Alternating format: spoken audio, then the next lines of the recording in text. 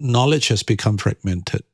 That, and a central position at Snøhetta is that we must find ways to reintegrate knowledge. And particularly you speak of architecture and landscape, because we find ourselves working in silos of expertise, right? What do you do in your company on a project to correct this? Well, a lot of it has got to do with attitudes, right? So you have to start from the very beginning. Of course, when you get new people in, you have to bring them on board for them to understand really what does it mean to integrate. So we have introduced a couple of systems. We have IdeaWorks, which is a workshop methodology, where we try to get the specialists of different professions around the table and then ask them to leave their professions. We call this method transpositioning. Right. And transpositioning means if you're an engineer, defending your engineering skills around the table, when during creative processes, you are actually losing the effect of having the engineer around the table, because you want that person with all his skills. Let's say that person would be very interested in music. You want him as a musician and not necessarily as an engineer, because you get the engineering for free in any case. It's always there. So we keep changing these positions between landscape architecture, arts, philosophy, writers, and all of a sudden you have this big kind of setting of people, and all of a sudden the different interests and the notions that these people try to portray becomes part of the creative process. To be quite honest, is not enough to bring specialists around the same table. Right. You have to go deeper. And a lot of orchestras around the world actually rehearse on each other's instruments. Right.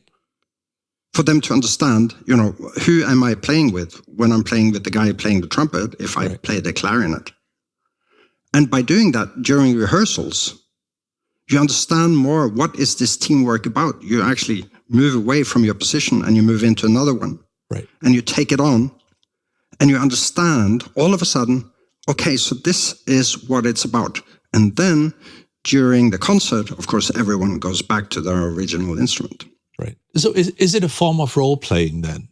So this is happening, in the conceptual and creative phases to a large extent, where the basic solutions are coming. And we like to say we talk about the projects a long time before we start sketching. Right. Because in the sketch, there is a lot of power. Let's say me starting Snøhetta and I sketch something and give it to someone else, I've made a decision already. So we like the fact that we talk about it and use words in order to describe how to talk about it. We have some few internal statements like, okay, it's about the person in the collective. So everyone is contributing to the collective. It's about changing positions in the creative work. It's about reinventing yourself. What are the dividends of this process? I mean, give me an example of an innovation or a feature or something that comes out of this integration that would not if it hadn't been practiced, this transpositioning that you're talking about. No, I think a lot of our objects have come from this, especially breaking down the barriers between landscape architecture and architecture, and as the years have gone by, also within design, interior architecture, and so forth. But the last few years, we've started calling architecture and landscape architecture the art of prepositions. Right. Simply because everything is about body location. And in nature, all prepositions are present in almost any language in the world. Start testing the languages you know, and you will find out that in order to locate yourself and to communicate to others also where you are, you need the prepositions. I'm behind the house. I'm in front of the car. I'm under the water. Hard to communicate, of course, but you get my point. Yes. And all these prepositions are related to body locations in relationship to the surroundings. And it's a way of defining your position in the world.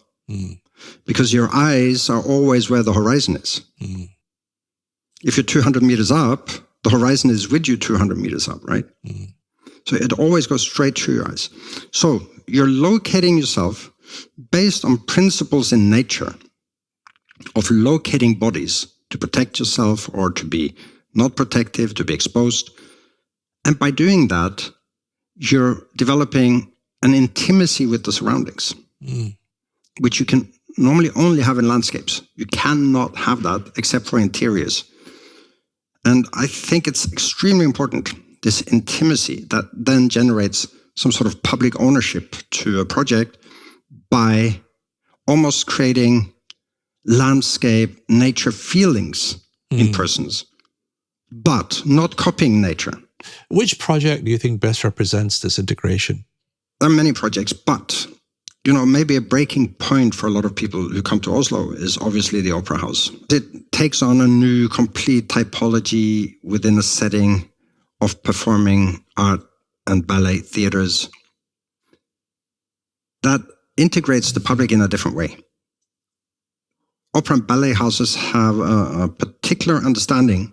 The content of the opera and ballet, which is normally played inside, and they have a tendency of being extremely classical.